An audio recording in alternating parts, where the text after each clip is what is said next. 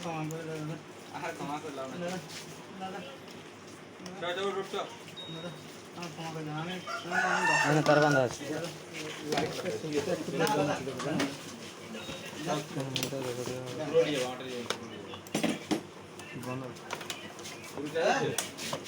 পুরো কোনটা আছে পুরো পুরো বড় 200-500 টাকা খরচ ছিল মোটামুটি একটু করে দাও লোকটা নিয়ে গিয়ে